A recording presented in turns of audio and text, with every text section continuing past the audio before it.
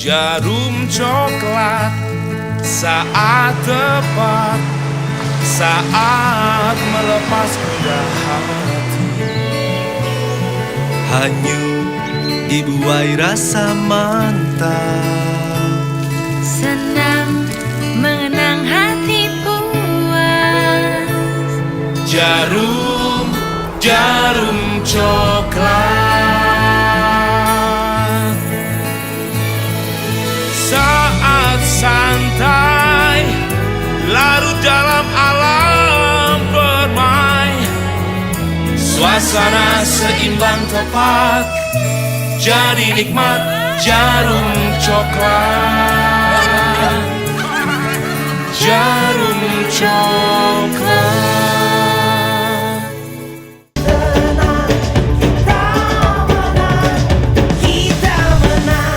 Oke, assalamualaikum warahmatullahi wabarakatuh. Waalaikumsalam warahmatullahi wabarakatuh. Jumpa perdana dengan saya Haji Muhammad Iqbal dalam acara Coklat Kita Podcast. Luar biasa ini. Ini kayaknya pada ceria-ceria, Gus. Ini efek masih semangat Ramadan ya. Baik, para pemirsa, sahabat-sahabat sekalian, bahwa pada malam kali ini akan ada pembahasan mengenai bagaimana pesantren menyikapi soal adanya transformasi digital, ya. Maka kita undang narasumber kita semua. Di sini ada Gus Ihsan Hanafi. Selamat malam, Gus. Selamat malam. Assalamualaikum warahmatullahi wabarakatuh. Waalaikumsalam. Sehat, Gus? Alhamdulillah sehat-sehat. Jenengan itu pengasuh Pondok Pesantren Al Hilal ya? Ya. Tapi bukan asli orang Banjar? Bukan. Oh, gimana itu ceritanya, Gus, bisa sampai ke Banjar ini? Emang lagi main atau seperti apa awalnya itu? Awalnya dulu, jadi di sini kan tanah Sunda ya, Banjar. Betul. Ya adalah tanah Sunda. Jadi di Jawa Timur itu banyak orang Sunda. Banyak orang Sunda juga? Banyak orang Sunda, mereka berdagang gitu. Saya berpikir, aduh, tanah saya dijajah oleh orang-orang Sunda. Dijajah orang Sunda. Maka tidak ada salahnya saya juga menjajah balik gitu. Oh gitu. Jadi menjajah balik ya. Jadi tujuan awal ke Banjar itu menjajah balik orang Sunda gitu. Ya. Itu cuma lelucon ya, dalam artian bahwa inilah kehidupan, Kang. Betul. Bahwa setiap manusia kan tidak akan mengerti nasibnya itu bagaimana, dan hari ini saya dulu tidak pernah berpikiran untuk sampai di tanah Sunda itu. Ya. Pengalaman apa yang pernah Gus Ihsan ini lakukan ketika waktu mondok itu? Dulu saya pesantren di 3 tempat ya, mulai kecil sampai dewasa ya, di Jawa Timur lah, di Kediri dan di Kota Malang, terakhir di Pondok Pesantren Darul Ulum Al Fadholi ya, yang ada di Kota Malang. Jadi bahwa pesantren itu ibarat seperti kawah Candra di muka di cerita pewayangan, di mana sang Gatotkaca itu menjadi sakti mandraguna itu setelah melalui proses dia dimasukkan di kawah Candra di muka. Maka seperti itulah pesantren. Nah, pesantren adalah bagaimana para santri itu berproses di sebuah lembaga yang mereka harus digembleng baik secara rohani maupun secara fisik ya, untuk ya seperti itu menjadi orang yang nantinya akan tangguh di masa yang akan datang. Tangguh di segala suhu ya, Gus. Ya, tangguh segala suhu. Nah, pengalaman yang unik ketika di pesantren apa, Gus? Misalkan sempat jailin teman atau apa gitu ya? Nah itu adalah pernah dihukum, Gus? Ya, itu paling sering. Paling sering.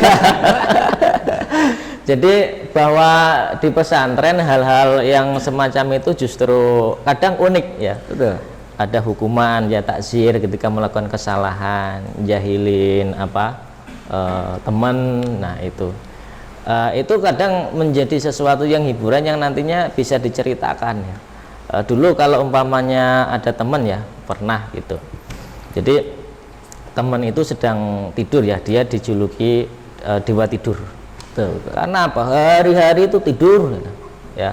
tidur makan gitu. Nah suatu saat ya dia itu tidak bangun kecuali dibangunkan oleh Romo Kiai. Nah suatu saat nah gimana ini ngakalinya. Nah suatu saat ya saya pasang di atas pintu, pasang ember di atas pintu, ya kasih tali ya, terus ditalikan di pegangan pintu ya. Nah kemudian kalau Pak Kiai kan biasanya kan pakai sendal itu yang dari kayu, bakia namanya. Ya bakia kayak. Nah saya minjem jalan gitu. Nah, dia terdengar langsung lari, langsung buka pintu. Nah ketika buka pintu, sor. Nah, apa sih itu ya? Ya apa sih? Nah dalam artian ya kadang seperti itu, kita jahilin teman kadang kala ya biar itu aja gitu. Karena ya susah dibangunkan kadang seperti itu. Termasuk di hukum juga saya juga sering kadang. Tapi terkadang santri-santri yang bandel itu mereka ada yang jadi juga gitu. Nah terkadang karena apa? Ternyata semua itu butuh proses. Proses. Jadi tidak semua santri yang bandel itu masa depannya suram. Enggak juga. Malah justru pengalaman-pengalamannya ada di pesantrennya itu nakal ya, di pesantrennya itu katakanlah bandel ya. Tapi suatu ketika dia bisa menjadi seorang yang tokoh. Betul. Nah, itu salah satunya ada cerita di Kediri itu ada Syekh Ihsan Jampes. Syekh Ihsan Jampes itu mengarang kitab yang namanya Sirajut Thalibin dan dipelajari di Al-Azhar Mesir. Al-Azhar Mesir ya. Al-Azhar Mesir. Nah, itu ceritanya awalnya nakal sekali ya. Dia di pesantren keluar malam lihat, kalau dulu belum ada film dia lihat wayang ya gitu. Nah sampai suatu ketika kemudian si Syekh Ihsan Jampes diajak oleh neneknya berziarah ke makam kakeknya. Nah kemudian berdoa, dilaporkan pada kakeknya. Nah ini cucunya nakal bandel. Nah cerita yang masyhur itu, nah malamnya dia ditemui sama seorang yang sepuh, kemudian dilempar batu sampai berdarah. Mulai sejak saat itu dia tobat dan menjadi orang baik, dan akhirnya di kemudian hari menjadi ulama yang kemudian bisa mengarang kitab yang dipelajari di Universitas Al-Azhar Mesir. Padahal tidak pernah ke luar negeri, kitabnya sampai ke luar negeri. Itu Kiai Indonesia kaliber internasional. Ya? Tadinya dari bandel dulu. Gitu. Saya juga ingin tanya pada Kang Aji. Gimana? Nah, ya seperti itu. Kira-kira pesantrennya gimana? Apakah sama seperti saya ya, tukang dihukum apa enggak kira-kira gitu? Kalau saya itu kalau mondok itu Gus, jadi mabni santri mahal koboi Gus. Mabni santri mahal koboi. Jadi santrinya ya mabni, nggak bisa digimana-gimana. Tapi tempatnya kadang di tempat koboi gitu kan, nongkrong ngopi gitu kan sama anak-anak muda luar gitu. Iya. Jadi hal itu memang susah sulit di apalagi usianya udah usia masuk ke remaja ya, masa-masa kebingungan gitu Gus, masa-masa pengen mengekspresikan diri. Masa pengen melirik ke kanan dan ke kiri. Tapi kayaknya kalau urusan itu Gus ini lebih paham dan jelas lebih ahli ya.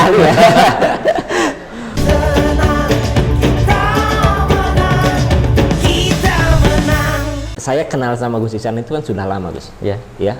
Saya semenjak ke Banjar itu sekitar 7 tahun yang lalu ya. Saya kenal sosok beliau itu sosok yang sangat visioner ya. Artinya dia punya visi dan cita-cita besar gitu. Karena ini ngomong-ngomong apa sih yang sudah diterapkan di pesantren yang Gus Ihsan bina itu? Iya. Pesantren Al-Hilal. Iya. Jadi pesantren Al-Hilal itu didirikan oleh almarhum Al-Maghfurullah Romo Kiai Mukholid itu tahun 1985,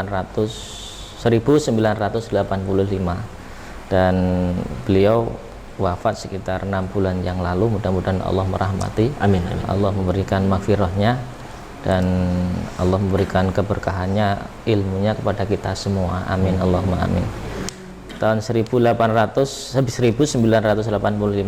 beliau pulang dari pesantren terus kemudian mukim, terus kemudian ada santri yang mengikuti dari Jember dulu.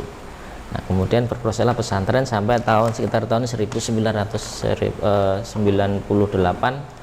dan 99 itu karena faktor dulu kan ada krisis ekonomi. Krisis ekonomi, moneter ya? krisis moneter. Jadi Tahun 90-an ya? 98. Oh, 98. Reformasi ya? Reformasi. Sebelum reformasi, Mas. Sebelum reformasi. Itu. Nah, itu terus kemudian santrinya tidak ada sampai vakum sekitar 12 tahun. Ya karena dulu faktor ekonomi yang melatar belakangi. Terus kemudian putra-putranya dari pendidikan semua pulang, terus akhirnya kita memiliki gagasan bahwa perjuangan pesantren itu harus dilanjutkan, karena itu merupakan amanah dari pendiri pesantren. Betul, gitu. betul. Maka terus kemudian kita gagas kalau hari ini pesantren itu harus diimbangi dengan pendidikan umum, terus diimbangi dengan pengembangan, maka didirikanlah pendidikan umum dari. Sudah ada apa aja lembaganya, Gus? Ada SMP dan madrasah aliyah. Madrasah aliyah. Iya, itu. Ya kita kembangkan sesuai kebutuhan zaman, karena kita tidak memungkiri bahwa tantangan pesantren hari ini adalah yaitu bisa peka terhadap perkembangan zaman. Itu. Sekarang berapa santrinya, Gus? Kalau santri alhamdulillah di sekitar 50-an ya. Alhamdulillah. Ya. Gitu. Nah, inovasi yang selain daripada adanya lembaga pendidikan formal, inovasi yang telah dibangun itu seperti apa? Misalnya pondok putri ada gitu kan, atau laki-laki semua? Ada. Ada ya. Pesantren itu kalau ndak ada santri putrinya, ya itu bahaya. Bahaya ya. Bisa-bisa nanti jeruk makan jeruk ya. Ada putra putri itu ada, kita semua di ada di putri putra ada gitu. Baik, untuk pesantren Al Hilal dulunya kita punya thorikoh namanya sayuriyah. Sayuriyah karena almarhum Romo Kiai itu petani, beliau mengembangkan pertanian perkebunan itu sebagai ketahanan ekonomi yang ada di pesantren. Nah itu, tapi dengan berkembangnya zaman, melihat kebutuhan zaman, maka dikembangkan hari ini bahwa pesantren itu harus melek dan peka terhadap perkembangan. Maka kita untuk mengarah ke sana kita buat media. Media yang dimana media tersebut dimanfaatkan oleh pesantren untuk mempromosikan atau berdakwah seperti itu kan. Tapi menarik tadi soal ketahanan pangan di pesantren ya. Iya. Saya kira pesantren itu kan memilih subkultur ya. Subkultur itu adalah budaya ya. Budaya gotong royongnya gitu kan.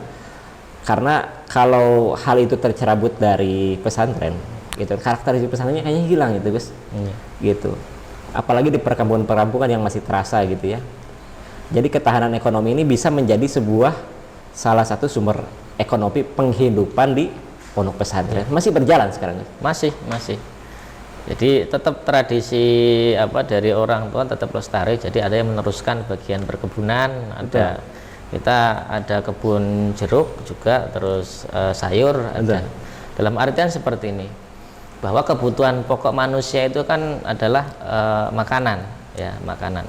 Nah, makanan kalau kita berdayakan lingkungan kita ya, kebetulan di sini adalah lingkungannya lingkungan sawah ya. Maka itu bisa menjadi sebuah aset yang untuk memenuhi kebutuhan yang ada di pesantren. Jadi mulai dari kebutuhan bahan pokok padi ya, terus kemudian sayurnya dan kemudian buah-buahnya. Nah, kita ditanam sendiri di sini ya.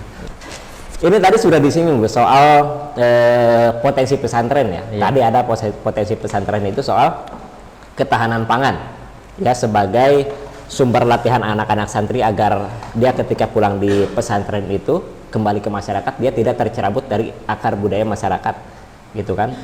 Yang backgroundnya kebanyakan di kampung itu soal perkebunan, persawahan dan lain sebagainya.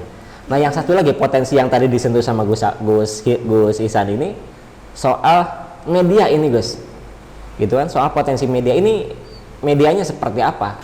Baik, jadi yang melatar belakangi adalah yang pertama bahwa yang tadi dikatakan kita harus peka terhadap perkembangan zaman, bahwa di lingkungan kita kan kita sudah ada makalah yang masyhur ya. Betul. Yang dikatakan al-muhafazatu ala qadimis sholih wal akhdhu bi jadidil aslah. Maka tradisi-tradisi yang baik kita jaga, dan kemudian pengembangan apapun itu harus kita kembangkan. Betul. Dalam rangka untuk menuju isul Islam al muslimin. Nah, maka hari ini tantangan pesantren itu adalah karena zaman sudah berkembang ya, kemudian masyarakat kebutuhannya juga berkembang ya kan. Maka kita menangkap sinyal itu untuk kita transformasikan di lingkungan pesantren, bahwa pesantren itu harus berproses untuk menjawab kebutuhan dan tantangan zaman. Kebutuhan. Ya, maka hari ini kalau orang berdakwah ya sudah memanfaatkan media online ya, maka pesantren harus peka, harus sadar diri dan harus mulai upgrade ya, mulai bangkit untuk mengembangkan hal di sana. Nah, karena apa? Yang pertama bahwa hari ini kita tidak bisa lepas yang dari namanya peran media sosial ya. Maka kalau di media sosial hari ini ada orang-orang yang kemudian menyebarkan isu hoax ya, terus kemudian orang-orang menyampaikan ujaran kebencian, orang-orang menyampaikan ilmu yang bukan dari faknya ya kan.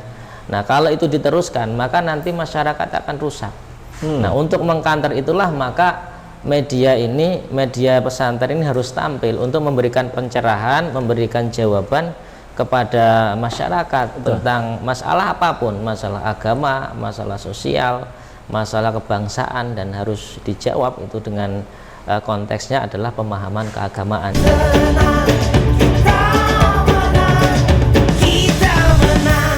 Ada peribahasa mengatakan begini, pemenang itu adalah mereka yang mampu beradaptasi dengan zaman, gitu kan? Artinya apa? Nggak takut misalkan adanya transformasi digital itu justru malah menjadi pesantren ini tercerabut dari akar budayanya, Gus, dan tradisinya. Ya. Kita harus positive thinking. Ya, positive thinking dalam artian seperti ini. Ya tadi ketika ada tradisi kita harus tetap dipertahankan. Ya, metode-metode salafun sholeh harus dipertahankan. Tapi kita tetap bagaimana caranya kita mengembangkan teknologi atau mengembangkan kebutuhan yang ada di saat sekarang ini. Maka itulah yang menjadi sebuah pemikiran di dunia pesantren, bahwa tradisi itu jangan sampai hilang. Nah, karena apa? Itu adalah untuk kelestarian daripada bangsa dan negara kan gitu. Yang kedua, terus kemudian untuk pengembangannya kita dituntut bahwa seorang santri ya, terus kemudian ataupun pesantren, nah itu kan ya tadi dikatakan kalau pemenang ya, nah, maka yang bertahan itulah yang akan menjadi pemenang. Nah, hari ini pesantren mau bertahan maka dia harus peka terhadap perubahan zaman. Salah satunya itu. Era teknologi. Era teknologi. Soal tadi pesantren itu harus tampil di media ya. Kita kan di media sosial apalagi memang sangat membahayakan, Gus. Membahayakannya apa? Tadi yang disentuh sama Gus itu banyak orang-orang yang sengaja menyebar hoax. Jadi media itu sebagai sarana untuk menyebar hoax dan fitnah, gitu kan? Terus juga ada yang memang sengaja, bahwa orang-orang itu kan pengen tampil, pengen eksis lah di media, tapi tidak tahu ilmunya gitu. Itu kan lebih bahaya ya. Lebih bahaya. Maka ini mungkin PR dari PR kita bersama itu ya. PR kita bersama ya. PR dari kalangan pesantren untuk bagaimana menghadirkan nilai orisinil ya, nilai orisinilitas ilmu itu disampaikan dengan sarana yang ada, sarana yang mengikuti perubahan zaman, sehingga ilmu itu akan tetap ada. Nah, kita akan contoh seperti ini. Di kita sebenarnya sudah mulai sekarang kita ada ulama-ulama kita yang memang produk pesantren, ada Gus Baha ya, tampil di media. Terus kemudian ada Gus Muafiq, Gus Miftah. Nah, itu kan sangat masif ya. Nah, kita sangat menyambut dengan baik dengan hadirnya ulama-ulama yang memang produk dari pesantren untuk hadir menjawab masalah yang ada di masyarakat dan umat. Betul. Sehingga ketika ada sebuah pertanyaan tentang masalah keagamaan, masalah sosial, masalah budaya, politik dan apapun yang harus dijawab dengan kacamata agama. Kacamata agama. Nah, maka akan dihadirkan dengan jawaban yang memang berdasarkan dari dalil-dalil yang ada di agama, kan seperti itu, akan disesuaikan gitu. Betul. Nah, masalahnya kan hari ini kan banyak orang yang dia tidak punya ilmu menyampaikan ya, contoh seperti kemarin ada masalah bulan puasa ngerokok halal boleh, apalagi bersetubuh dengan istri boleh gitu. Nah, ikutlah saya nanti masuk surga. Ada yang seperti itu. Ada yang gitu ya. Ada. Itu kan membahayakan umat. Dalun mudilun ya. Nah, itu kan Sesat menyesatkan. Sesat menyesatkan ya. Nah, maka kalau ini tidak dikanter sebagai kita semua insan yang memang benar-benar tahu bagaimana mengatasi atau jawaban dari masalah tersebut, ya ini bahaya. Kalau diikuti ya, nah maka umat ini kan tersesat. Nah itu. Nah, saya yakin bahwa munculnya pesantren yang sekarang itu eksis di media itu akan sangat membantu untuk dakwah kita. Itu. Ketika transformasi digital ini kita sikapi, ya harus kita planning, ya kita manajemen. Betul. Biar kegiatan dakwah kita melalui transformasi digital ini memang terasa. Ya, seperti contoh kajian-kajian yang singkat daripada ulama-ulama kita, ada Gus Baha, Gus Muafiq, Gus Miftah. Itu sederhana tapi bisa diterima. Ya. Nah gitu. Jadi itulah yang membuat kita terutama di pesantren Al-Hilal, nah kita harus sadar diri untuk bagaimana menyikapi perkembangan zaman dan kemudian menghadirkan sesuatu yang bermanfaat untuk umat. Termasuk di sini contoh santri di pondok pesantren Al-Hilal itu saya wajibkan satu orang itu harus bisa ngaji di depan video. Di depan video. Di depan kamera ya, di depan kamera, dan nanti itu akan diupload. Nah, itu konten. Bahasa sekarang itu konten. Bahasa sekarang konten. Gitu. Nah, itu masing-masing harus bisa. Betul. Gitu. Nah, karena biar tahu bahwa santri itu kegiatan harinya kita expose ya. Jadi bukan masalah ria atau pamer, enggak. Memang hari ini orang itu ria harus dibalas dengan lebih ria. Ya. Kalau ibaratnya lo jual gue beli kan gitu ya kan gitu. Nah, maka santri-santri juga harus seperti itu ya, harus mereka harus mampu ya untuk mengeksplor dirinya masing-masing untuk bagaimana siap di zaman yang sekarang serba digital seperti itu.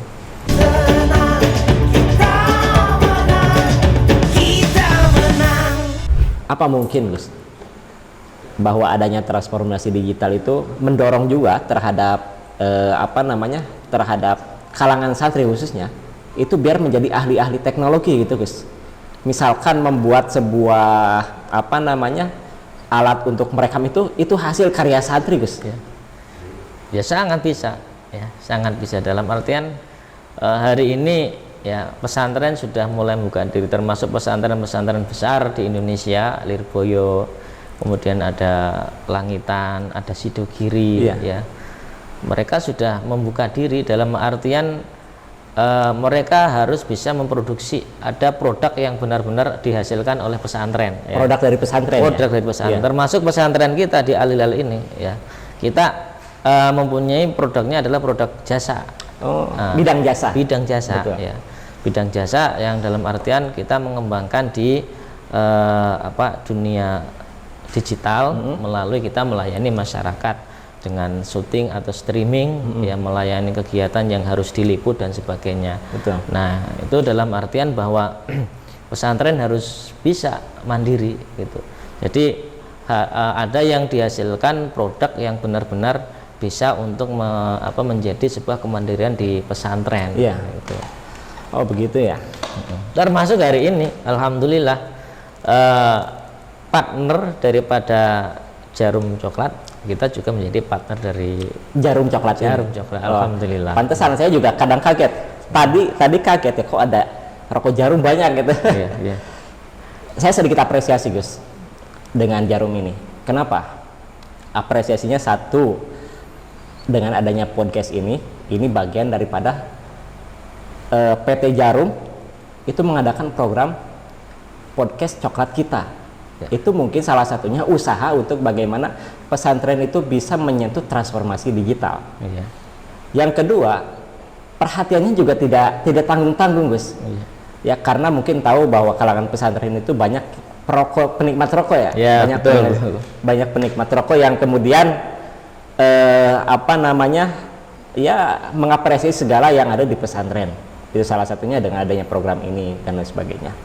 Ya, alhamdulillah saya juga bersyukur, juga apresiasi kepada Jarum yang memang sampai sekarang tetap intens kita kalangan pesantren ya di Jarum meskipun berbagai event dan sebagainya. Ini adalah sebuah tanggung jawab bersama. Betul. Tanggung jawab bersama yang mana dari sebuah perusahaan harus ada perhatian terhadap pesantren, yang mana perhatiannya bukan hanya memberikan ditinggal, tapi ini adalah bagian dari pendewasaan dari pesantren juga. Ketika kita mengadakan kegiatan seperti ini pun, bahwa kita menggali potensi pesantren, kita sharing ya pesantren satu dengan yang lain, sehingga kita akan tambah hasanah potensi pesantren untuk kita kembangkan, sehingga pesantren-pesantren bisa saling tukar informasi, tukar pemikiran ya, sehingga bisa saling bersinergi. Ini salah satunya dari Santri Al-Hilal, Media Al-Hilal ya. Santri Media Al-Hilal kerjasama dengan Coklat Kita. Coklat Kita. Luar biasa ini. Apa sih tantangan adanya transformasi digital bagi pesantren, lalu kemudian bagaimana apa yang perlu dilakukan oleh pesantren ke depannya, khususnya di Indonesia ya? Ya, bahwa di dunia ini yang tidak akan mundur dan akan terus mengalami yang namanya perubahan dan dinamisasi itu adalah teknologi ya. Nah, termasuk sekarang itu adalah transformasi digital. Nah, itu tidak akan pernah mundur. Contoh kan dulu seperti ini. Dulu HP ya, ada merek HP yang bisa katakanlah HP Cinimit ya gitu. Nah, kemudian ada HP yang kemudian touchscreen ya. Terus kemudian dulu itu orang hanya bisa mendengarkan, sekarang sudah bisa video call ya, tatap muka ya. Tatap muka. Betul. Nah, saya kira dari awal itu akan selalu berkembang. Bahkan hari ini pun, ketika teknologi hari ini pun kedepannya akan senantiasa berkembang. Nah, maka jawaban ini adalah bagaimana pesantren itu harus selalu bisa mengikuti arus dari zaman, tanpa meninggalkan apa yang ada yang menjadi ciri khas atau yang menjadi tradisi di pesantren tersebut. Betul. Nah, terkait dengan transformasi digital kedepannya, bahwa sekali lagi hari ini santri-santri kemudian pesantren ya itu harus berani mengambil sikap ya, bagaimana harus hadir menjawab tantangan zaman ya, dia harus hadir di masyarakat dengan media informasi ya, transformasi digital. Betul. Ya, di mana ilmu-ilmu akan tersampaikan. Jadi lebih mudah ya, lebih mudah disampaikan ya. Jadi transformasi, contoh seperti ini. Orang nanti kalau dulu ngaji bisa tatap muka. Betul. Ya kan? Nah, bisa ngaji secara online ya. Tapi tidak mengurangi originalitas daripada ilmu yang diajarkan, yang disampaikan seperti itu. Nah, kan tinggal masalahnya kan adalah ruang dan waktu kan seperti itu. Nah, ke depan juga seperti itu ya, pasti bahwa sekarang pun juga seperti itu, sekolah pun juga jarak jauh kan, daring kan. Ya. Nah, kedepannya bahwa orang itu mau belajar itu tidak harus kemana-mana. Betul. Nah, dia harus memanfaatkan teknologi. Maka ketika ilmu-ilmu di pesantren, ilmu agama ya, itu ilmu yang orisinil disampaikan, itu akan tetap terjaga originalitasnya. Ya. Nah, karena itu penting, yaitu karena kalau originalitas daripada ilmu-ilmu pesantren itu tidak disampaikan melalui media, betul, kemudian media itu yang mengisi adalah orang-orang yang notabene tidak punya ilmu, dia menyampaikan hanya berbekal dia pandai berbicara. Betul. Nah, yaitu nanti ketika terjadi hal-hal yang di luar rel daripada akidah, nah itu Nah, banyak viewer diikuti, tapi salah kan seperti itu. Nah, itu adalah tanggung jawab. Ini tanggung jawab bahwa pesantren harus hadir untuk menjawab tantangan di semua pesantren Indonesia. Betul. Nah, itu karena yaitu tantangan kita kedepannya itu tidak akan semakin mundur, enggak, tapi akan semakin maju. Tapi perubahan zaman ini nggak bisa dihindari ya. Nggak bisa. Nggak bisa. Ya. Walaupun misalkan kita ngumpet di bawah jembatan gitu ya. Zaman ini akan terus maju ya. Itu adalah bagian dari sunnatullah ya, Sunnatullah. sesuatu yang menjadi takdir Allah Subhanahu wa taala. Jadi kita tidak akan bisa, kita bersembunyi di lubang semut pun, maka apa? Zaman itu akan berjalan dengan dinamis ya, dengan masanya akan senantiasa berkembang.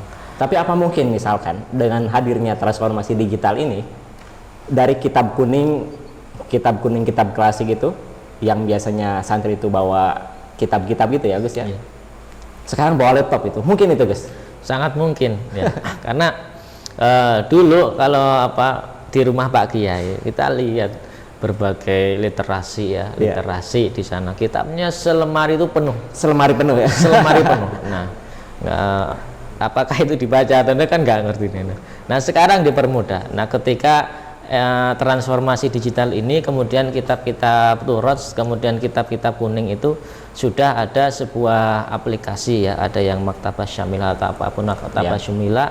Nah, itu hanya berbekal laptop, semua kitab ada. Satu aplikasi semua kitab ya, banyak kitab ada di sana. Jadi namanya Maktabah Syamilah. Kalau di NU ada ya Maktabah Syamilah ya. Itu. Nah, jadi lebih lebih mudah lah ya ketika hanya membawa itu, semua kitab ada. Terus yang kedua, tidak perlu tempat yang ruang yang besar untuk menaruh kitab atau apapun. Nah, yang paling penting kita tidak boleh istilahnya seperti ini. Ketika yang dari biasa ya, ketika pembelajaran biasa berpindah kemudian sekarang melalui transformasi digital ini, pembelajaran pesantren ya, banyak yang memanfaatkan teknologi ya. Nah, kita tidak boleh istilahnya mundur. Ya, mundur dari mana Pak? Nggak usah lah kita pakai yang lama. Iya, yang lama tetap sebagai bagian dari tradisi ya kan. Betul. Tapi ketika kemudian sarana teknologi ini kita bisa bersama-sama membuat sebuah wacana tentang keilmuan agama ya, terus kemudian bagaimana beretika sosial, nah, terus bagaimana kita bersiasah. Nah, itu akan lebih lebih memenuhi khasanah ilmu yang ada di negeri ini seperti itu. Berarti tergantung niatnya ya Gus. Tergantung niatnya. Banyak kekurangannya juga kan di era digital ini. Tidak ada sesuatu yang sempurna. Ya. Tantangannya kan sumber itu masuk dengan begitu cepat ya. Ya. Tidak ada sesuatu yang sempurna. Ya pasti semua apapun kecuali Allah. Ya, yang lain pasti ada kekurangan. Ada kekurangannya ya. Pasti ada kekurangan. Tapi satu hal sebenarnya Gus, di era teknologi ini yang merambah ke semua itu kan, ke semua leading sektor, entah itu sektor ekonomi, politik, sosial, budaya, termasuk di pesantren ya, di sektor agama misalkan. Satu hal sebenarnya manfaat daripada teknologi itu yaitu efisiensi. Iya. Jadi dengan adanya arus percepatan teknologi ini, kita semakin mudah ya, semakin mudah untuk menggali agama gitu kan, karena banyak sekarang itu kan.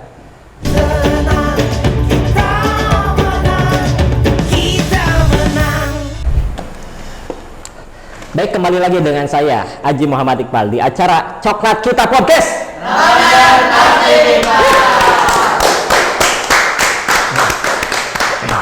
Kayaknya kita sudah capek Gus. Dari tadi sudah kongres terus.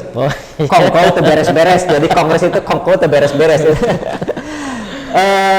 Mungkin kayaknya udah lumayan cukup malam ini Gus ya, karena berhubung waktu juga saya perlu istirahat. Barangkali closing statementnya seperti apa Gus? Soal bagaimana pesantren ini menyikapi transformasi digital gitu kan, lalu kemudian pesan-pesan yang nanti disampaikan buat para santri se-Indonesia Gus. Silakan. Terima kasih. Sebagai closing statement, saya itu terinspirasi oleh kitab yang namanya Idhatun Nasyiin. Riyadut Idhatun Nasihin. Itu adalah nasihat bagi generasi muda. Yang mengarang adalah Syekh Mustafa Al-Hulayain. Itu adalah seorang Mesir. Nah, Ya. dia adalah seorang jurnalis. Jadi kitab itu adalah hasil dia menulis di sebuah jurnal, kemudian dikumpulkan menjadi satu. Nah, sangat terinspirasi karena apa? Beliau melihat bahwa umat ini harus terus maju. Nah, beberapa bahasan yang pertama bahwa tentang al-iqdam atau kemajuan. Bagaimana masyarakat atau umat ya, ataupun di pesantren atau siapapun ya, kalau ingin dia hidup ya di dunia ini ya dengan sa'adah, maka dia harus memiliki al-iqdam, berani untuk maju ya. Harus Jangan maju. terbelakang ya. Jangan terbelakang. Nah, itu bagi para pesantren atau siapapun harus memiliki jiwa selalu ingin maju. Betul. Nah, yang kedua itu harus memiliki keberanian. Keberanian. Karena apa? Seseorang yang tidak memiliki keberanian maka dia akan tertinggal. Maka siapapun ya, para santri atau pemuda atau mungkin pesantren hari ini ataupun bangsa ini, kita harus berani ya. Berani dalam artian berani mengambil sebuah sikap untuk menghadapi tantangan ya, tantangan zaman terutama, sehingga apa? Siapa yang berani maka dialah yang menang. Nah, maka pesantren kemudian para santri ya harus sekarang berani ya, berani tampil ya, Tampil ke muka ya. tampil ke muka ya, tampil mengisi ruang-ruang publik ya, mengisi ruang-ruang dakwah yang di sana apa? Jadi seorang santri akan menjadi khadimul ummah yang khalis. Khadimul ummah itu pelayan umat yang benar-benar murni, yang benar-benar bisa menjadikan umat, masyarakat dan bangsa ini adalah masyarakat yang maju. Betul. Nah, itu. Baik, kita cukupkan sekian karena berhubung kita sudah malam. Saya Haji Muhammad Iqbal di acara Coklat Kita Podcast. Sekian dan terima kasih. Wallahu muwaffiq ila aqwamit thoriq. Wassalamualaikum warahmatullahi wabarakatuh. Selamat malam. Waalaikumsalam warahmatullahi wabarakatuh.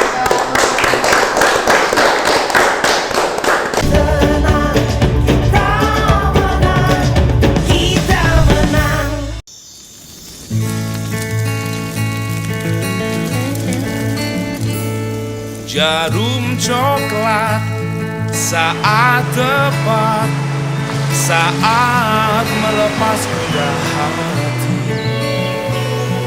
Hanyut dibuai rasa mantap, Senang mengenang hati puas.